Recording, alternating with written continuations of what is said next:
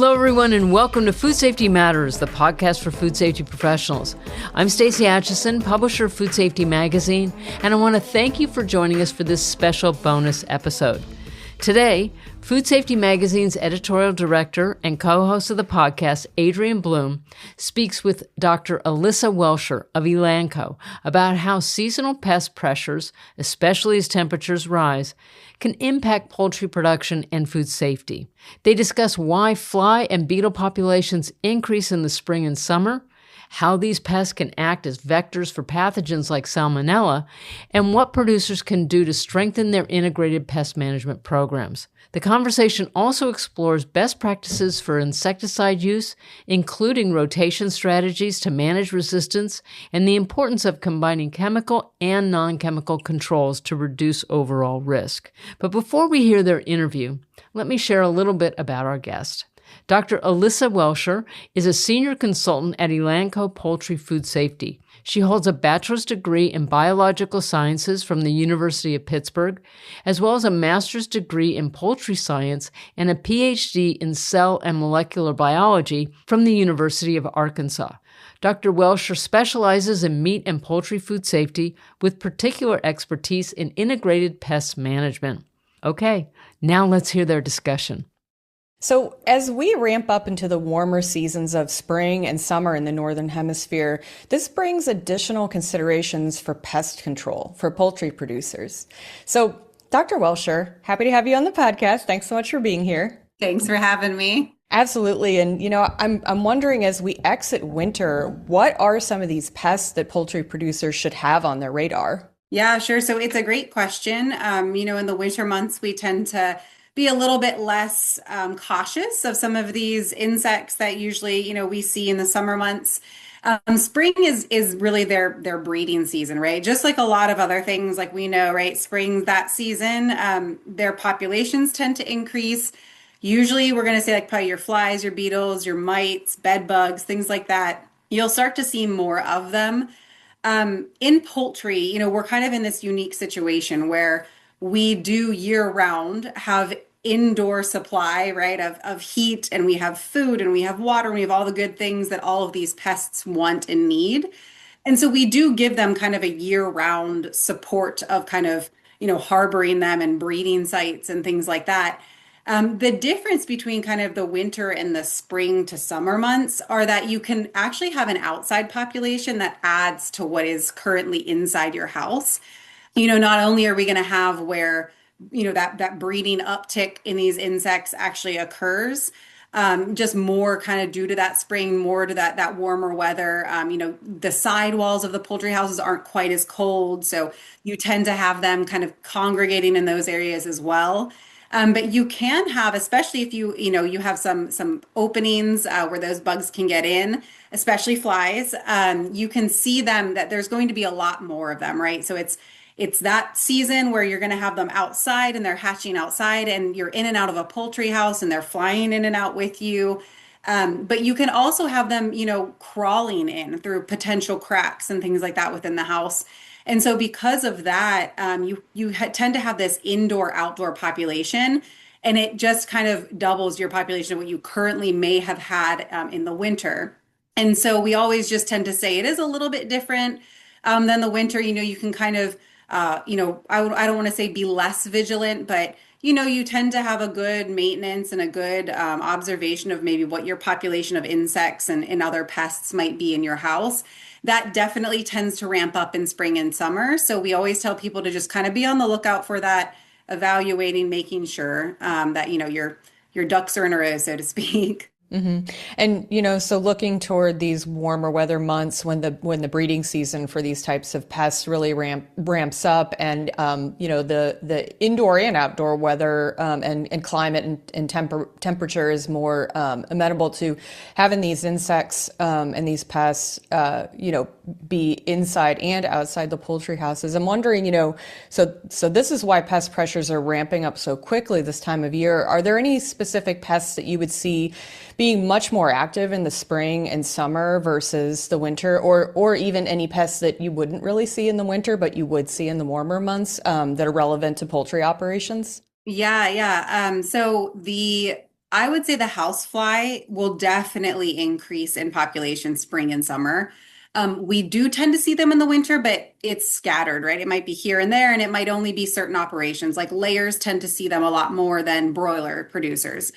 And so you'll kind of always have some type of a population around, but you always tend to see it gets worse in the spring and summer because again of that outdoor population, right? So we have that heat and the sun, and we have a lot of the time dumpsters on property, right? Things like that where you're throwing things away.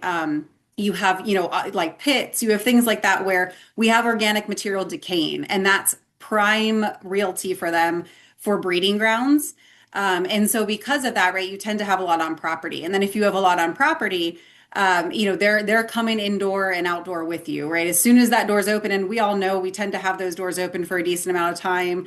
If we're doing a house, a clean out of a house, you basically have gigantic doors that are just open, and those flies are in and out. And so you do tend to see more flies. That's really the main pest that you're really going to start to see in those spring and summer months uptick that you don't really see in the winter months as much. You will see an increase in darkling beetles as well. You tend to see them year round a lot, like in high populations, just again because they're mainly living indoors where that feed is and that security is. But they can live outside, and I have seen established populations in the outsides of houses, and so they can make their way in, in and out of that house as they please when it's warmer. They like that warm environment. They like it to be dark, so they don't tend to stray too far from the houses. They might kind of live on the side or, maybe under some rocks that are within that area.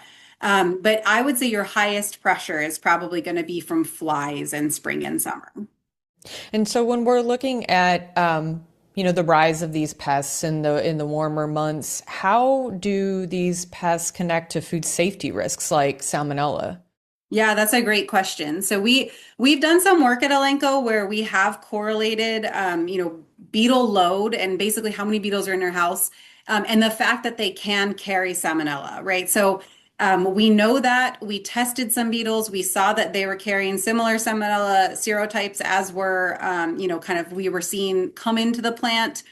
So we do know, right, that there is some type of a correlation between beetle load and salmonella level. It's not perfect, but they definitely can add to it. And we know that they are a vector, right? There's lots and lots of papers, peer published papers that are out there that state that beetles and flies, and as well as rodents, those are all vectors for different types of diseases that we see in the poultry industry. And we also start to get things like, AI. AI is a big one that, flies can carry AI, beetles can carry AI. You really want to make sure that when you are doing these clean outs and things like that, that you are, also applying an insecticide because of how many different diseases they can carry. And in relation to food safety, they definitely, they're positive for salmonella. They're positive for E. coli, for Campylobacter. So a lot of the ones that we worry about when our birds get to the plant and get processed, they definitely carry those. So if you kind of think of it as like a population, when you're looking on a farm as your pre-harvest food safety efforts, right? So we tend to look at litter, and we'll look at moisture of the litter and ventilation of the houses. When we start looking at pests like rodents and insects, they carry and they harbor these diseases. So if we have millions, which is it's not uncommon to have millions of darkling beetles and you still are okay. Like you still don't necessarily have a problem. There's so little and there's so many of them. And say not even each one of them, say just half of them were carriers of salmonella. That can really affect what comes into the plant, that load that's coming into the plant. If they crawl through the feed, if birds ingest them, they're basically just little pockets of salmonella. And while a bird eating one is really not going to be this huge, make or break thing, think of how many are in the house and just that potential of contaminating the feed and things that the birds are around all the time. Yeah, obviously really important considerations for poultry producers. And, looking at integrated pest management for poultry, I know that's something Elanco talks about a lot. So what does a strong IPM program look like, especially with the warmer months ahead? That's a great question. So IPMs, I know that they're standard on basically every company's list. And so I know a lot of service techs, a lot of growers, a lot of producers will be familiar with these. What they basically are is it's just a management system for helping to keep pests at bay. So whether you're talking about rodents or insects or wild birds, it's checking holes in the house. It's keeping the grass mowed around the house, keeping that as low as you can. If you have tall grass outside of where your ventilation fans, have all of that debris exiting, you want to make sure that that's cut down as well. Because really what that does is that just kind of sticks all that organic material right there. And you're going to have flies, you're going to have rodents, all kinds of things that like to live in that and then can obviously feed off of that and then breed in those areas. And you'll kind of continue that outside population as well. Things like rodents, you want to make sure you have heavy gravel around the houses so that they can't enter the house. They can't get through that part of the ground and enter easily. And you just want to make sure you're picking up organic material and you're emptying trash cans and dumpsters. It's very much the first step in your system. So we always talk about chemicals and things like that. You definitely want to have, a chemical support with there as well. But the IPMs are really there to kind of keep everything as clean and as organized as possible, because if you don't have a clean area, or if you have areas where they can harbor, say you have some pallets on a farm and maybe somebody moves them into the poultry house and they never get moved. That I can't tell you how many things I've looked under that are in a poultry house where there's a bunch of beetles just under that, because they use that as protection from the birds, and it's dark and they're close to the feed. So they like those things within a poultry house. If you look at under like migration fences, now I know that's a right that we have to have that. That's a necessity.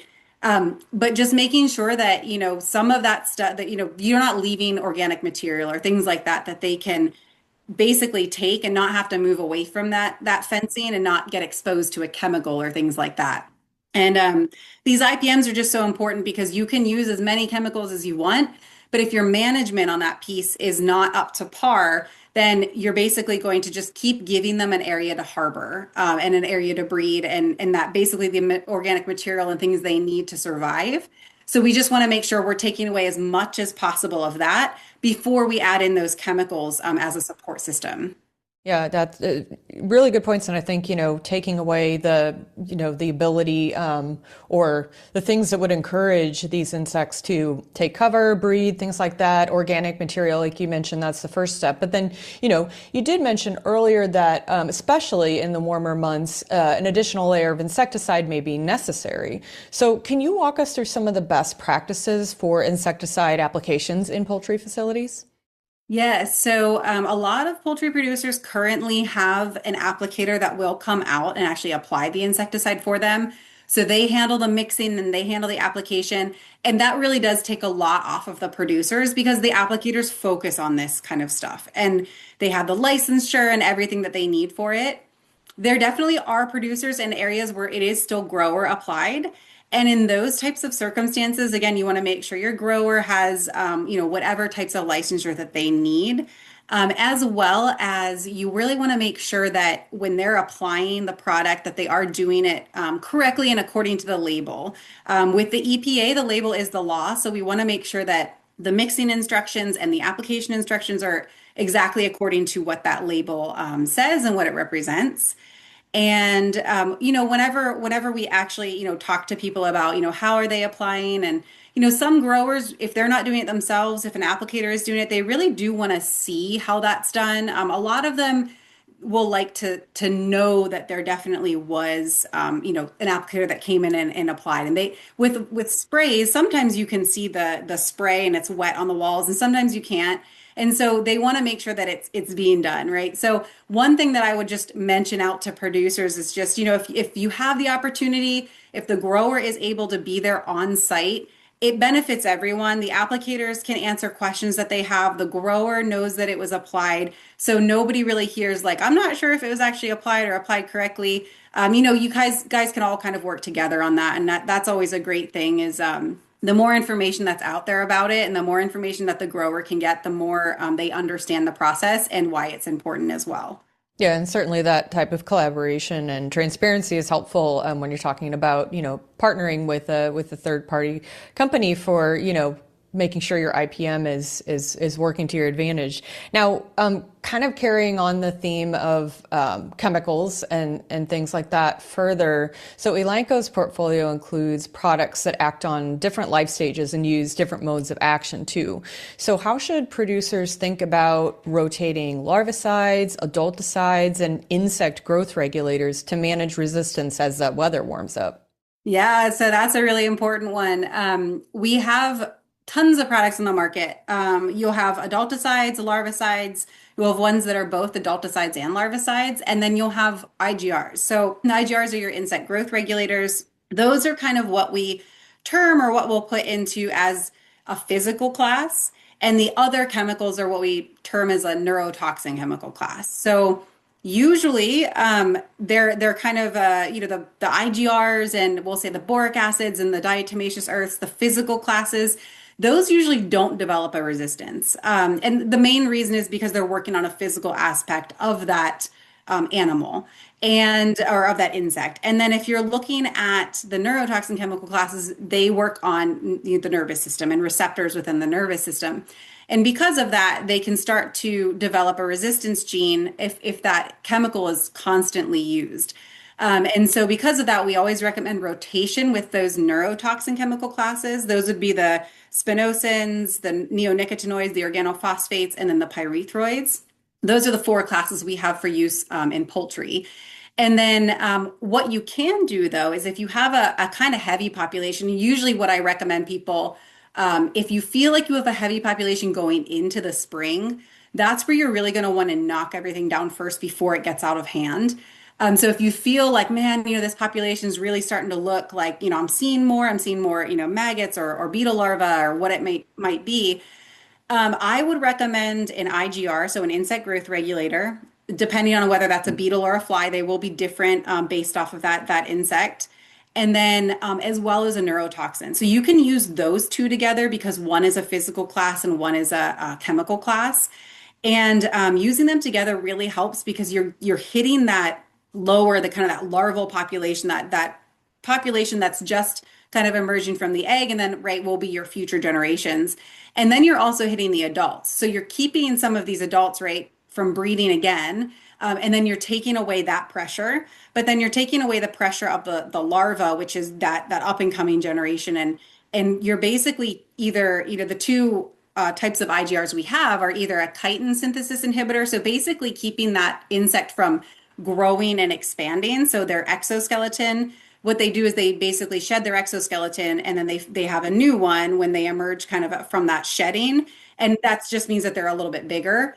That basically keeps that from happening. It keeps them from growing and it keeps them from reaching then sexual maturity. And then there's also juvenile hormone inhibitors as well. And those basically just keep them from reaching sexual maturity. And eventually the IGRs are also a type of larvicide. So eventually they die because of it as well. Now, if you didn't want to use an IGR and say you don't really have many adults, but you've been seeing a lot of larvae, if you want to use a larvicide, again, it's one of those things where you're going to have to kind of check the label of the product and make sure that it is a larvicide. But again, something that is an adulticide and a larvicide will still do well because you probably still have some adults. And again, it has a larvicidal aspect to it as well. And so you'll be able to get rid of those larvae. And then the adulticides are just going to really focus right on your adult population. So if you don't see many larvae, again, there's probably going to be some somewhere, whether they're in the egg stage and they haven't hatched out yet, you just don't see them. But the adulticides will focus on your adult population, mainly so your sexually mature population, the population that's probably the one that you see the most of and the most bothersome, especially when it comes to flies. And, so if a poultry producer isn't exactly sure what combination of chemicals they really need to control what they're seeing or what might be ideal, is that something that Elanco can help with as well? Yes, so we have a dedicated insecticide team at Elanco. I'm the technical lead for it, and then I have two counterparts, Dale and Patrick. One will focus kind of west of the Mississippi and one east of the Mississippi, but we all travel around. And what we do is we go onto a farm and we'll evaluate what we see. So we have a standard evaluation form that we bring with us.